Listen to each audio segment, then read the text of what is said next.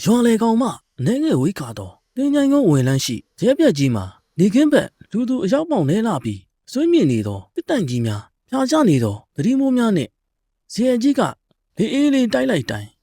ကြွနဲ့အတန်များညီပြီးရှိနေတတ်ပါရွာလူကြီးဥပကတာဝန်တိတက်ပြီးတတိကောင်းသူဖြစ်ခါရွာလုံးကျုံရေးအတွက်ညနေတကောင်ရဲ့အချိန်တွင်ရွာရိုးတစ်လျှောက်တူးတဲ့ကင်းလဲလေးရှိပါတယ်ဒီနေ့ညကဓာတ်တော့ရက်ဖြစ်ပါတယ်ပတ်ဝန်းကျင်တစ်ခုလုံးအမောင်လူကဖုံးလန်းနေပြီးခွေးအောင်တန်ဇီကွက်အော်တန်တို့ကလွဲပြီးဒီအလုံးကိုတိတ်ဆိတ်ချောက်ချားွယ်ကောင်းလာပါတယ်ဥပဓမ္မီတလက်နဲ့ဓမ္မကိုကင်ဆောင်ကကင်းလေရင်ဇဲပြက်ကြီးနားစီကိုတဖြည်းဖြည်းရောက်ရှိလာပါတော့တယ်ဇဲရဲ့အနီးရောက်ရှိချိန်မှာပြေးအော်တန်နဲ့ဖက်အော်တန်များရုတ်တရက်တိတ်ဆိတ်သွားပါတော့တယ်ဥပရဲ့စိတ်ထဲတစုံတစ်ခုကိုကြိုတင်ခံစားလိုက်ရပါတော့တယ်ဇဲရဲ့ဆွေးမြင့်နေသောတင်သားချမ်းမြေအောင်မှာရှင်းလင်းတင်သားလာတော့အတန်တစ်ခုထွက်ပေါ်လာပါတော့တယ်ဘာဘာသမီးကိုကဲပါအောင်ဒီအောက်မှာပိတ်မိနေလို့ပါမှောင်လင်းလို့ကြောက်တယ်ဖဖကြီးထို့အတန်မှာအသက်9နှစ်ဝန်းကျင်ကလေးမတူရဲ့အတန်မျိုးဖြစ်ပြီးအလွန်တနာဂိယူနာတက်ဖွယ်ကောင်းလာပါတယ်ညတစ်ခေါင်ရဲ့အချိန်ကြီးလူသူကင်းမဲ့နေတဲ့နေရာမျိုးမှာကလေးတယောက်ဘာလို့ရောက်နေတာလဲဥပစဉ်းစားလိုက်မိတယ်။ဦးညီချင်းတဲ့စိတ်ကကြောက်စိတ်ကိုဝိမျောသွားသေးပါတော့။ဥပရဲ့ခြေလမ်းများကရဲပြက်ရဲ့ရိုင်းထီရိုင်းရိုးဖြစ်နေတဲ့တေကားတီများစီကိုအလိုလိုဥတည်သွားခဲ့ပါတော့တယ်။ဥပကဇဲဘော်ကိုဖွားဖွားတက်ကအတန်လာရကျမ်းပြင်ပေါက်ကြီးကိုဓမ္မီထိုးကြည့်ရင်လူထောက်ကငုံကြည့်လိုက်ပါတော့တယ်။ဓမ္မီအောင်အောက်ခြေကိုထိုးကျသွားချိန်သူမြင်လိုက်ရတဲ့မြင်ကွင်းကြောင့်ဥပတကူလုံးတွေးဆုပ်ခဲ့ရပါတော့တယ်။ကလေးငယ်တယောက်မဟုတ်ပဲပေါက်အလောင်းနဲ့အနံစိုးကြီးတစ်ခုကနှာခေါင်းထဲကိုအရင်ဆုံးဝင်ရောက်လာပါတော့တယ်။ဓမ္မီအောင်အောက်မှာအေးဆက်ပြီးအယိုးပေါ်ရေတင်နေသောလက်မဲကြီးနှစ်ဖက်ကတရက်တစ်ပြက်အရှိန်ဖြင့်ကျမ်းပြင်ပေါင်ကြားမှာ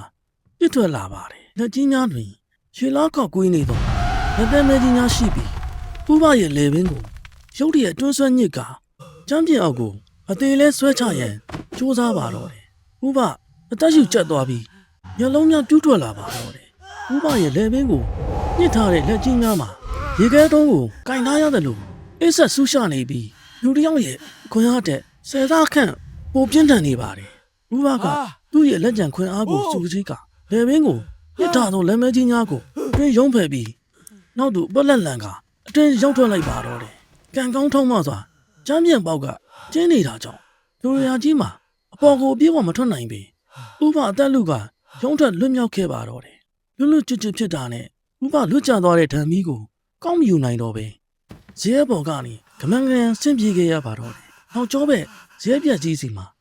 သနာစရာကောင်မလေးရဲ့ငိုစံမဟုတ်တော့ပဲမိစ္ဆာရေစံကြီးကတော်လုံးဟိမ့်မတက်နောက်ကျောဖွယ်ရာကိုကြားလိုက်ရပါတော့တယ်။အတန်ကြီးတဲ့တွင်အခက်မကျင်တဲ့မှုနဲ့ရွတ်စမှုတွေကို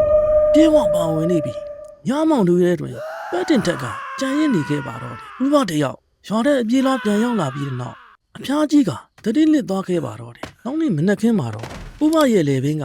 မဲညစ်လက်ချောင်းရကြီးများထင်ရှားစွာကြံရစ်ခဲ့ပါတော့တယ်။ရွာသားများအားလုံးမျက်မြင်ကိုယ်တွေ့ခဲ့ရပြီးဒဏ်ရာများပျောက်ကင်းရင်